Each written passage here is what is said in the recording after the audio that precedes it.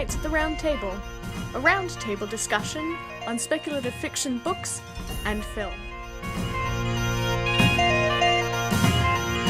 Hello and welcome to this episode of Silver Stag. Nope, Knights at the Round Table by Silver Stag. Trademark.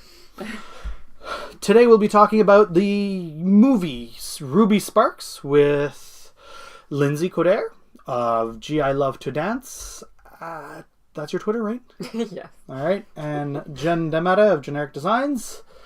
And me, Sonia Carria. And our special guest, Caladri, who did not enjoy this movie, except for the puppy. She really liked the puppy. Did she? Yeah, she kept going woof really softly. Oh. Alright, so let's start with initial thoughts. No? Well, my initial thoughts was that this movie was going to be very, very different from what it was. Because I was expecting more like an indie, quirky, funny, rom-com-esque type film. And then it kind of pulled a 500 Days of Summer and was more like, we're going to make a commentary. And so I was unsatisfied because that's not what I was expecting. So if I'd gone in with the perspective of what it was going to actually be, I think I would have liked it a lot more than what I did. I don't know. I found the main character kind of insufferable and annoying and wrong a lot of the time. The female character was adorable and I really felt for her. But I don't know. It was very boring to me. Like Lindsay, I was expecting this to be more of a comedy. I was hoping for Mannequin meets a little bit of poking fun at writers type of thing. Yeah. What I got was quite possibly one of the most psychologically horrifying movies that I could think of. I did not like this. Not at all. Shall I just launch into one of my first rants? Go for it. That's not how it works! No writer, outside of like the really olden days when they had patrons, can live that well after having published one book and a few novellas and short stories over 10 years. What did he also do? Sell crack cocaine for 5 of them? Second of all, the pomposity of this guy. Oh my god, he was the most arrogant, narcissistic, and judgmental character I have ever seen. And at every single turn, he was rewarded for it.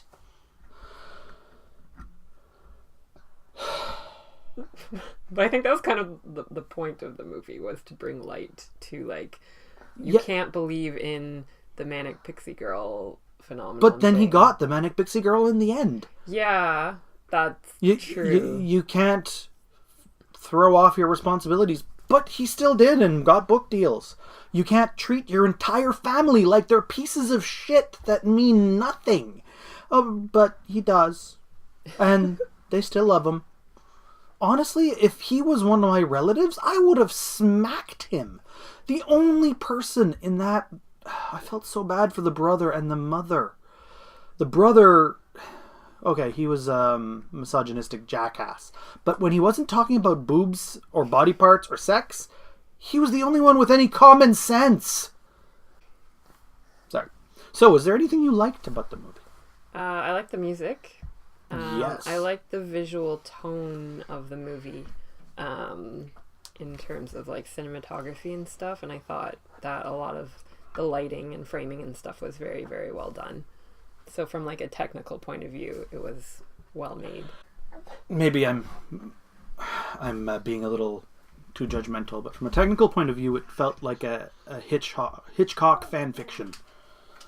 Basically following every single trope of lighting and cinematography that Hitchcock loved. So the lighting of him at the desk with... Oh, don't get me started with that abusive scene. Oh my god. Terrifying. It was meant to be like, it's like on IMDb they like list it as an intensely violent and horrifying scene, so it's like labeled as it's yeah, no, it's supposed to be be like that, but I don't understand the point of it. Is it him digressing into what he truly is? Is this like a snapshot of what we're going to see with him and her in 10 years when he's beating the shit out of her? It felt like he was purposely trying to horrify her.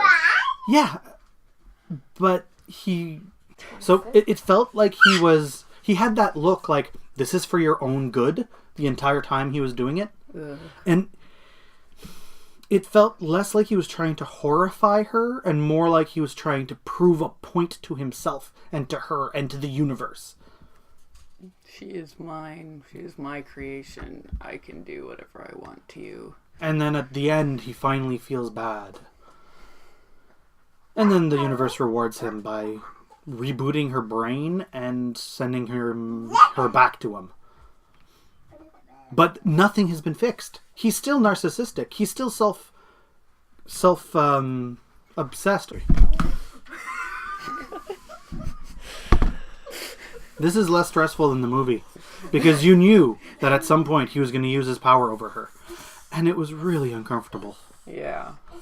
Both before and after. I did like his little reveal at the end, like, oh, I'm the author. I thought that was really funny. Without context, that little meet cute at the end is absolutely adorable. That's what I thought the movie was going to be like based on the trailer. Like, I saw the trailer for this back in 2011 when it was first going to come out. And so the trailer that I saw anyways made it look like that was going to be the entire film. It was kind of like that cute, awkward, quirky fun. And I was hoping that that's what it would be. He would create the girl, he would lose control of her at some point, and she would teach him what it means to live.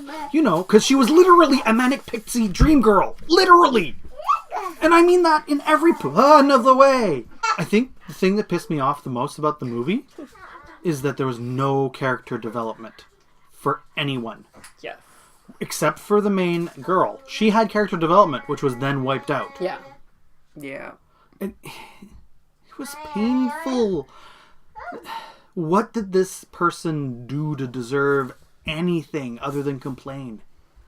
Like, I would have rather had the ending be him see her at a distance, smile, and walk away. Yeah. Knowing that the woman he created to be the perfect woman wasn't what he needs.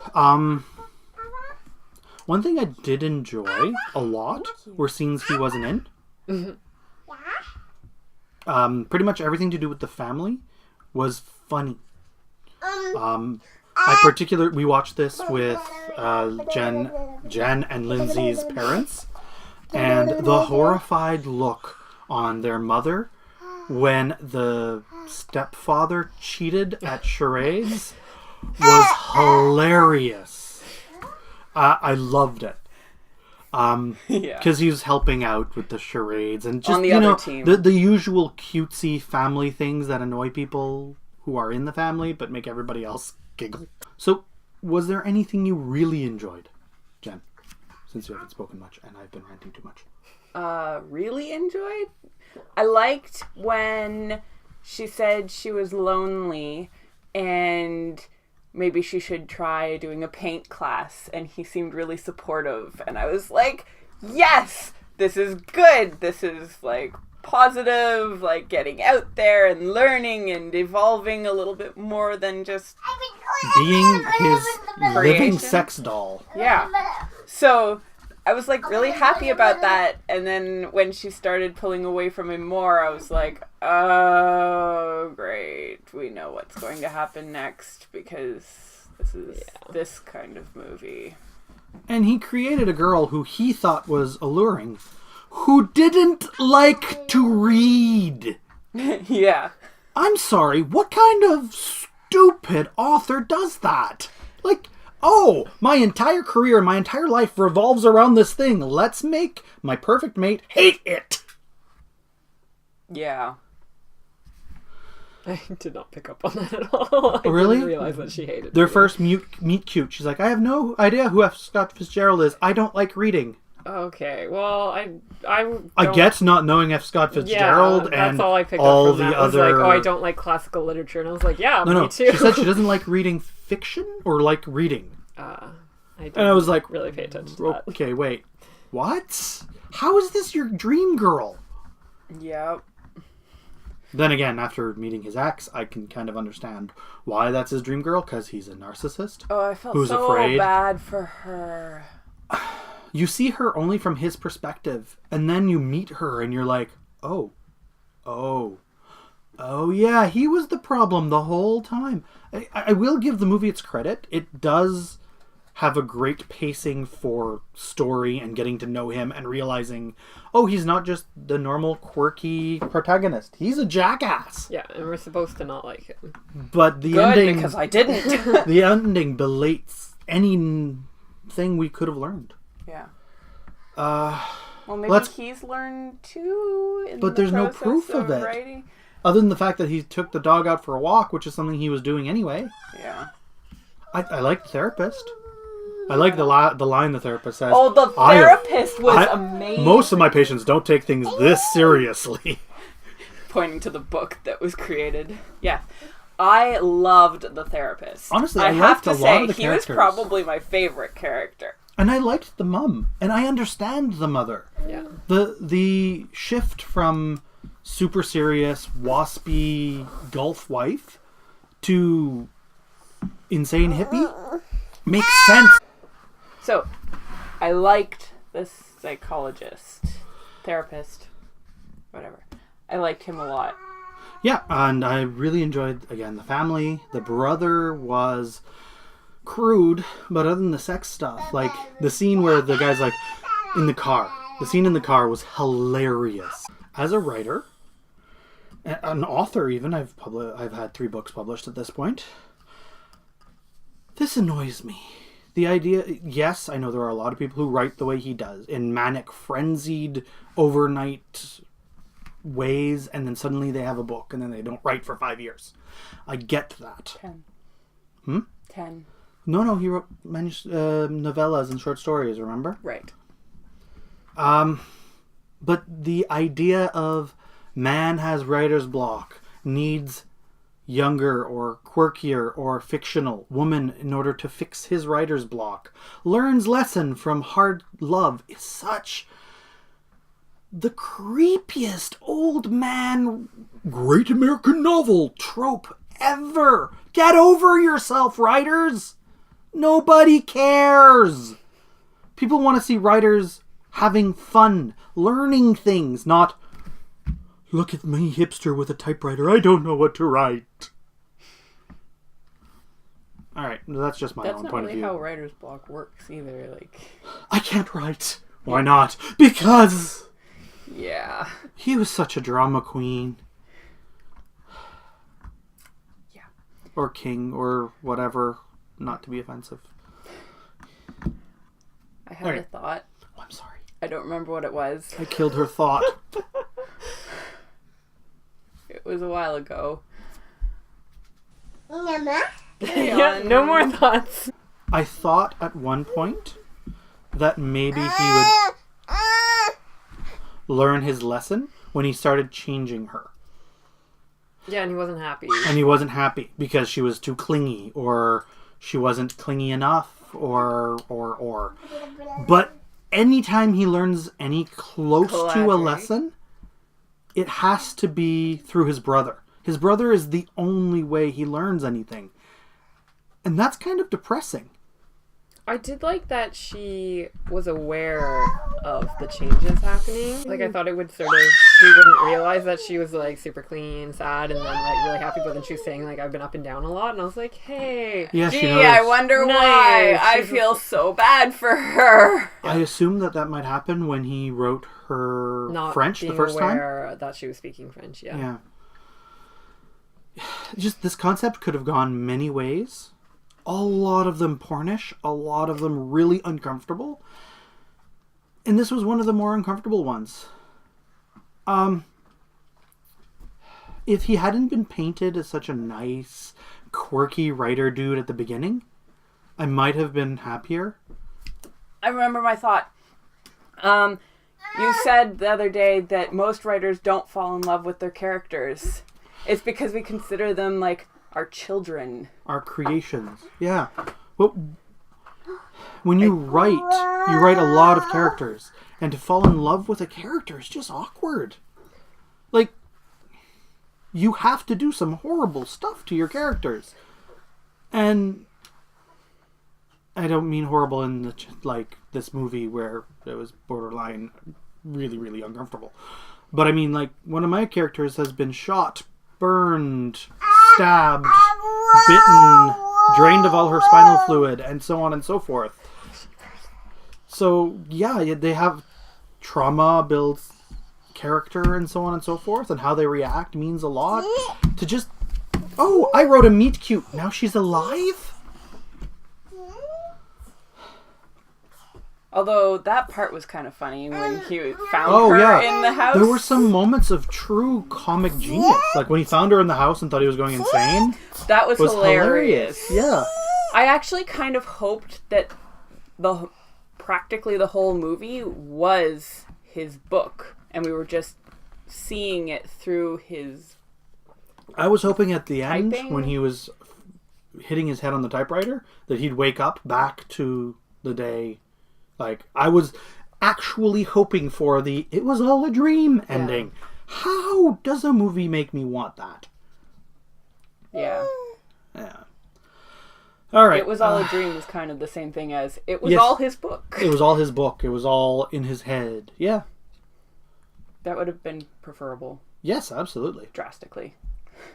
And then he meets her in the park and it's like, oh, right, I saw you at the coffee shop the other day. You must have just gotten in my brain. And I just created this whole persona for a character that I thought I had made up, but apparently you're real. Oops.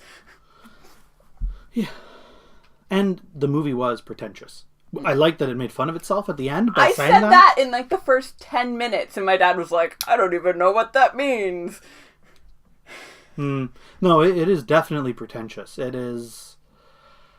attempts the feel of the indie comedy, but goes that extra level of not being magical realism.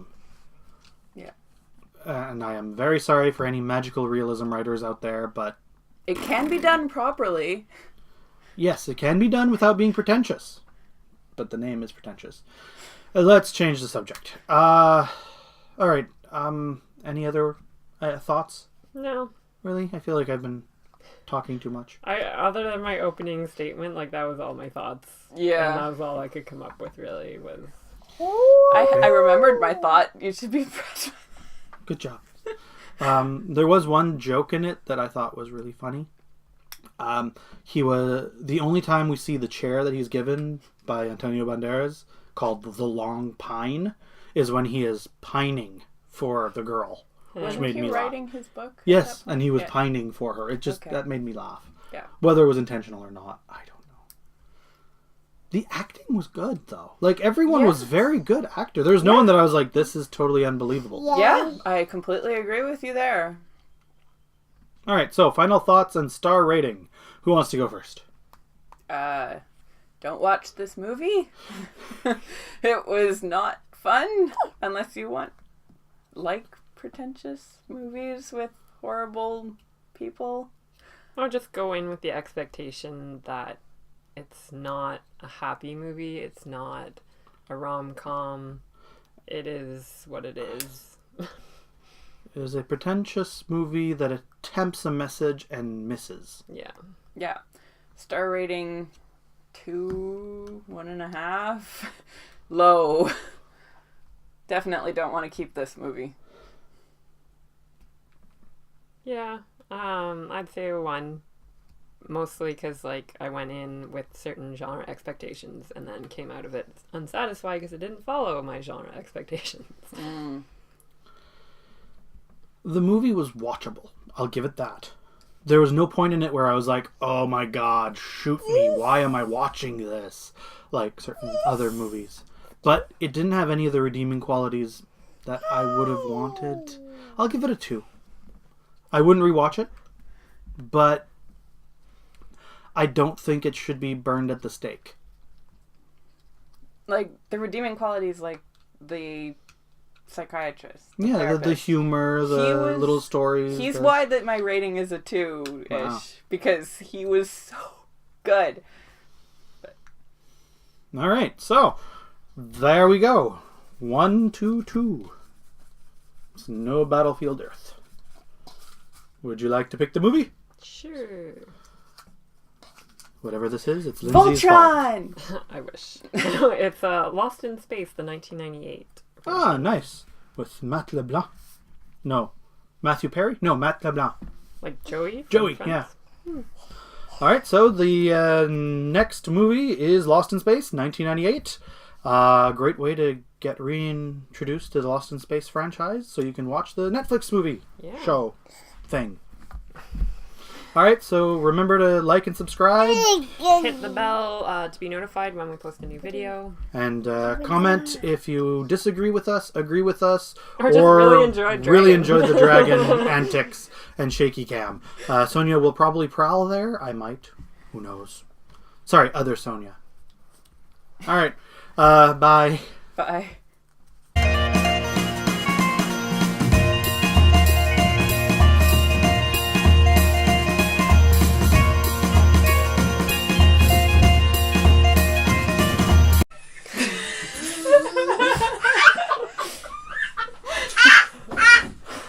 This is going to be really hard to edit.